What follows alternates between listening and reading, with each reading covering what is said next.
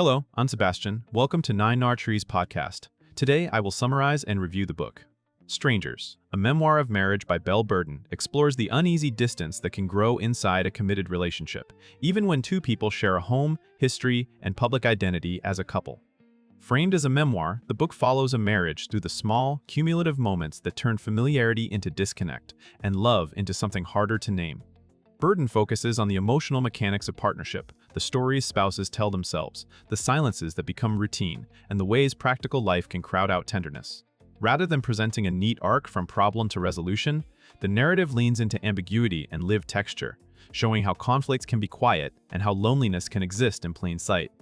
The memoir also reflects on the social expectations placed on marriage, especially the pressure to appear stable while privately feeling uncertain. Readers can expect a reflective, intimate account that raises questions about commitment, identity, and what it takes to truly know another person over time. I will give you key takeaways from this book. Firstly, when intimacy turns into distance, a central theme in the memoir is the gradual shift from closeness to estrangement. Instead of a single dramatic rupture, the book highlights how disconnection often arrives through accumulation, interrupted conversations, unresolved disappointments, and the subtle habit of turning inward rather than toward a partner. Burden examines how two people can remain outwardly functional while feeling emotionally out of sync, and how routine can mask a growing sense of being unseen. The idea of strangers is less about literal unfamiliarity and more about the experience of realizing that the person beside you is no longer the person you feel safest with. The memoir invites readers to notice the early signals that intimacy is weakening, such as changes in tone, assumptions replacing curiosity, and affection becoming transactional. It also points to how fear of conflict can paradoxically deepen the divide, because avoiding hard conversations often means avoiding real connection.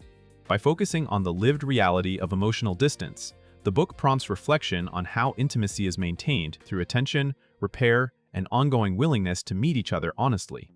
Secondly, the stories couples tell to stay married. Burden explores marriage as a narrative partnership as much as a practical one. Couples build shared explanations for why things are the way they are, and those explanations can either support growth or trap both people in roles that no longer fit. The memoir considers how spouses interpret each other through familiar scripts. Who is the responsible one? Who is the sensitive one? Who is the difficult one? Who keeps the peace? Over time, these scripts can harden into identity, leaving little room for change. Burden also reflects on the stories told to outsiders, including friends and family, and how presenting a stable version of the relationship can create pressure to minimize problems. This layer of performance can make it harder to seek help or admit that the marriage feels empty. The book encourages readers to consider the gap between the public story of a relationship and the private experience of it.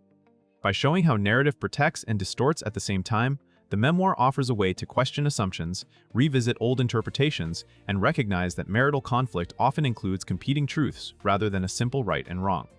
Thirdly, communication, silence, and the cost of avoidance. Another important topic is how communication fails, not only through harsh words but through silence. Burden examines how couples may stop discussing the issues that matter most because the conversations feel too risky, too exhausting, or too likely to end in stalemate. The memoir suggests that what is left unsaid can become heavier than what is argued about openly, creating a climate where each person manages emotions alone. It also considers how day-to-day logistics can crowd out meaningful conversation, leaving only surface exchanges about schedules, chores, and responsibilities. When communication becomes purely functional, emotional needs may go unrecognized until resentment has already taken root. The book pays attention to the microdynamics of interaction, such as how a partner's defensiveness can shut down vulnerability, or how a habitual peacemaker role can hide dissatisfaction. Burden's focus is less on providing rules for better dialogue and more on revealing the emotional patterns that keep couples stuck. Readers are encouraged to consider the difference between peace and avoidance, and to recognize that repair requires directness, patience, and a willingness to tolerate discomfort. Fourthly, identity, independence, and losing yourself in us. The memoir also investigates how marriage can reshape personal identity. Burden reflects on the tension between being part of a unit and remaining a distinct person with individual desires, boundaries, and ambitions.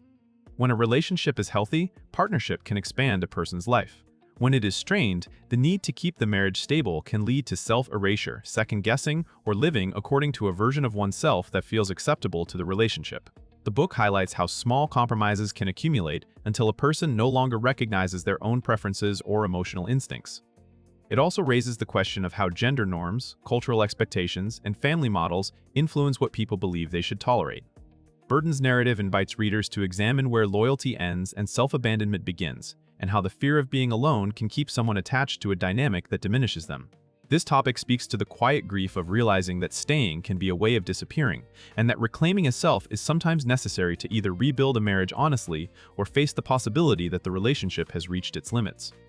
Lastly, what repair and change really demand, rather than treating marriage as something that either works or fails, the memoir frames it as a living system that requires maintenance, honesty, and sometimes radical change.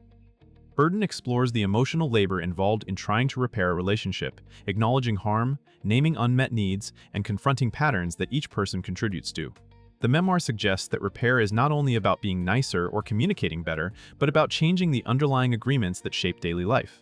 That can mean renegotiating responsibilities, redefining intimacy, or challenging long-held beliefs about what marriage is supposed to look like. It can also mean facing uncomfortable truths, including the possibility that commitment alone does not create compatibility. The book pays attention to how difficult it is to change within the same environment that reinforced old behaviors, and how progress can be uneven.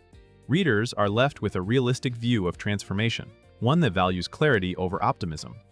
This topic can resonate with anyone trying to decide whether to recommit with new boundaries and skills, or to admit that the most loving choice might be to stop living as strangers under the same roof.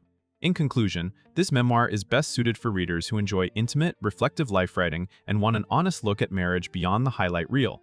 It will resonate with people who feel emotionally distant in a relationship, those recovering from a painful partnership, and anyone curious about how love can coexist with loneliness. The book can benefit a reader's life by naming experiences that are often kept private: the quiet erosion of connection, the pressure to perform stability, and the confusion of not knowing whether a relationship can be repaired. By putting language to these realities, it can help readers recognize patterns earlier, reflect on their own needs more clearly, and approach difficult conversations with more courage. Compared with many marriage books that focus on strategies and step-by-step solutions, Burden's memoir offers something different: lived complexity. It does not reduce partnership to a checklist, and that makes it valuable for readers who feel that their situation is messy or contradictory. The personal narrative provides emotional truth and perspective, making it worth buying for those who want insight, empathy, and a deeper understanding of what it means to stay, struggle, and change within marriage. If you would like to support Belle Burden, you can buy the book through the Amazon link I've provided in the podcast description. After reading the book, please let me know what you think and share your thoughts. See you around.